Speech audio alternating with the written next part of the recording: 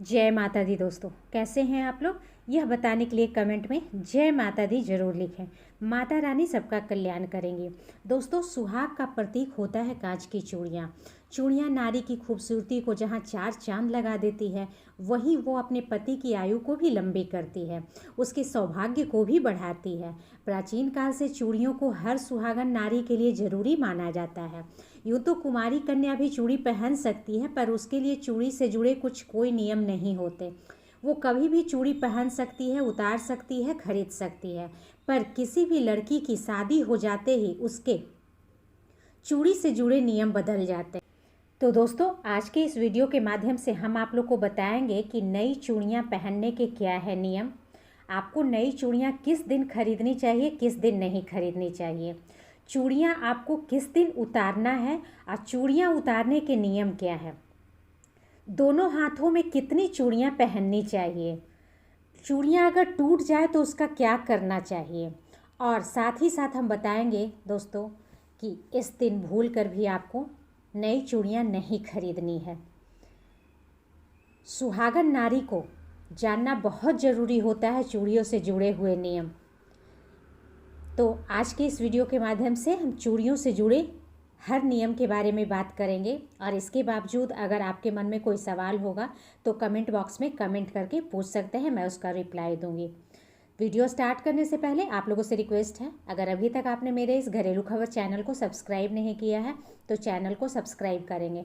Video पसंद आएगा, video को लाइक करेंगे, और जितना ज़्यादा से ज़्यादा हो सके मेरे इस वीडियो को शेयर करेंगे। सोमवार, बुधवार, शुक्रवार चूड़ी पहनने के लिए बहुत ही शुभ दिन माने जाते हैं। शनिवार, मंगलवार को चूड़ी पहनने के लिए भारी दिन मानते हैं। रविवार और गुरुवार चूड़ी पहनने के लिए अशुभ दिन माना जाता है। अमावस्या व पितृपक्ष में भूल कर भी नई चूड़ी ना खरीदें, ना ही उनको पहने, क्योंकि ये बहुत ही अशुभ माना गया है। पुरानी चूड़ियों को अगर दोबारा पहन रही हैं तो आप उनको कभी भी किसी भी दिन पहन सकते हैं। एक बात और भी ध्यान रखने की है और याद रखने की है कि हर सुहागन को वो चूड़ियाँ बदलते और नई चूड़ियाँ पहनते वक्त समय का ख्याल रखें। चूड़ी नई हो या पुरानी, कभी भी सुबह होते ही या फिर रात को ना बदलें, ना ही नई पहने। चूड़ियाँ पहनने का सही समय होता है दोपहर का समय, और ज़रूरत अनुसार आप शाम को भी बदल सकते हैं, पर गोधूली बेला होने से पहले। कई बार जब कई ऐसे त्यौहार आते हैं जैसे करवा चौथ, हरियाली तीज, या दुल्हन को चूड़ी उस दिन पहनने होते हैं जिस दिन ये होते हैं, तब उस समय अगर निषेध दिनों में कोई दिन पड़ जाता है तो उसके लिए आपको चाहिए कि वो चूड़ियाँ को पहले से किसी अच्छे दिन सही समय में उनको कुछ देर के लिए आप पहन कर रख लें और फिर उतार कर रख दें। इससे अगर वो निषेध वाले दिन भी पहना जाए तो उसका कोई दोष नहीं लगता, पर समस्या तब आती है जबकि दिन भी गलत है और उस दिन ही चूड़ियाँ पहननी होती है, और वो भी नई। तब क्या करें? इसके लिए उपाय है कि आप अपनी चूड़ियों को माता पार्वती जी के चरणों में कुछ देर के लिए रख दें और फिर उनसे कहें कि माँ इन चूड़ियों पर अपना आशीर्वाद बनाए रखें। इसके बाद उनको वहाँ से उठा ले और पहन ले। ऐसा करने से वो माँ पार्वती जी का प्रसाद बन जाएगा और इसका दोष नहीं लगेगा। जैसे चूड़ियों को पहनने के नियम बताए गए हैं, वैसे ही उनको उतारने या बदलते समय भी दिन और समय का विचार किया जाना चाहिए, जिनको मानना भी जरूरी होता है। ये भी लगभग वैसा ही है। मंगलवार, शनिवार, रविवार, गुरुवार, अमावस्या और पितृपक्ष में चूड़ियाँ उतारी या बदली नहीं जाती है। अगर कोई विशेष वजह हो तो माता पार्वती या फिर अपने इष्ट भगवान का जो भी है आपके धर्म के अनुसार उनका स्मरण करके ही चूड़ी उतारे या बदले, तो इससे आपको दोष नहीं लगेगा।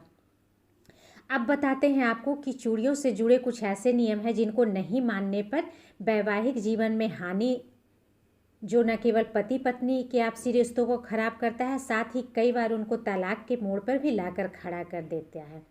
अपनी पहनी हुई चूड़ी किसी को भी पहनने को ना दें, वो आपकी सास, माँ, बहन, भाभी, सहेली ही क्यों ना हो। एक बेटी भी अपनी माँ की चूड़ी तब तक ही पहन सकती है जब तक कि वो कुमारी है। जैसे ही उसकी शादी हो जाती है उसके बाद बेटी को भी अपनी चूड़ी पहनने को ना दें। एक गलती महिलाएं अक्सर कर देती है, वो ये है कि वो अपनी चूड़ियाँ को कई बार सोच कर कि इससे मन भर गया है, वो अपने घर की काम वाली बाई को दे देती है।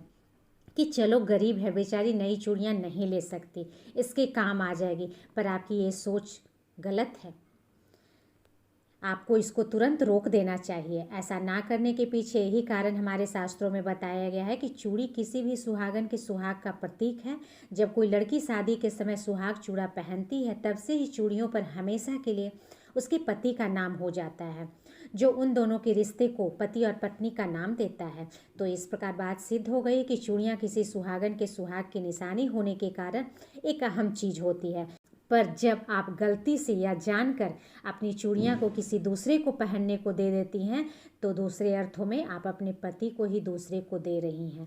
तो ये इस तरह का काम आप ना करें, इससे आप अपने सौभाग्य को खुद ही कम करने का काम कर रही हैं।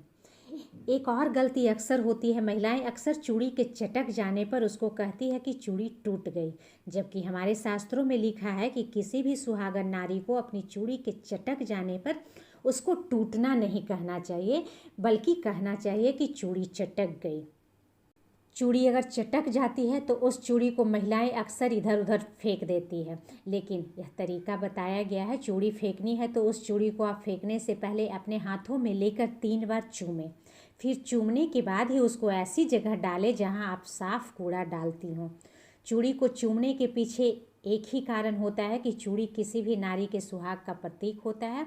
उसको सम्मान देने से नारी के पति की आयु और उसका मान समाज में बढ़ता है। साथ ही दोनों के वैवाहिक जीवन में मधुरता और विश्वास की बढ़ोतरी भी होती है। इसलिए जब भी चूड़ी चटक जाए तो उसको फेंकने से पहले चूम कर ही फेंकें। दोनों हाथों में चूड़ी कभी भी बराबर नहीं पहनी जाती है। बाएं हाथ में दाएं हाथ से 1 या 2 चूड़ी ज़्यादा ही पहने तो शुभ होगा। इस बढ़ी हुई चूड़ी को आशीष की चूड़ी कहा जाता है।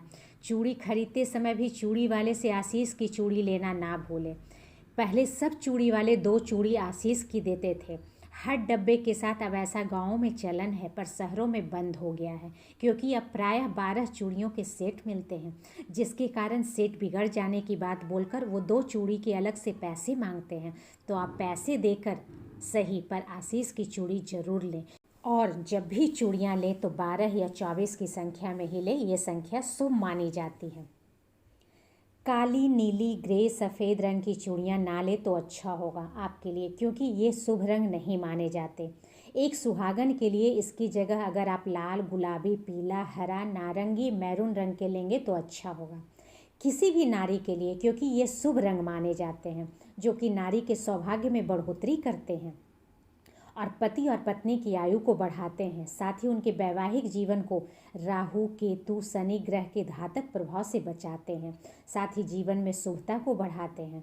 लेकिन आज के ज़माने के अनुसार आप मैचिंग चूड़ियाँ पहन भी रही हैं, तो ऐसे रंगों को कभी अकेले ना पहने। इसके साथ अगर आप एक लाल चूड़ी, पीली चूड़ी लगा लेंगे तो इसका कुप्रभाव खत्म तो नहीं होगा, लेकिन कम जरूर होगा।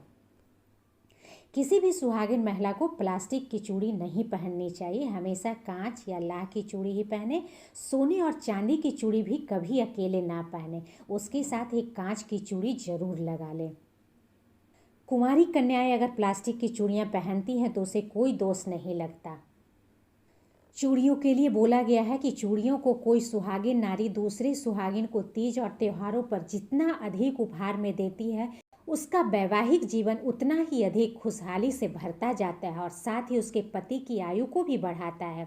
तो अपनी यथाशक्ति सुहागिनों को चूड़ी उपहार में अवश्य दे, और वो भी शुभ रंगों की।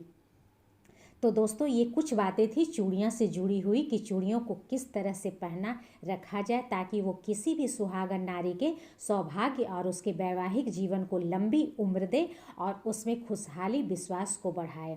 तो आशा ही नहीं, पूर्ण विश्वास है कि आज की जानकारी आपको बहुत बहुत पसंद आई होगी।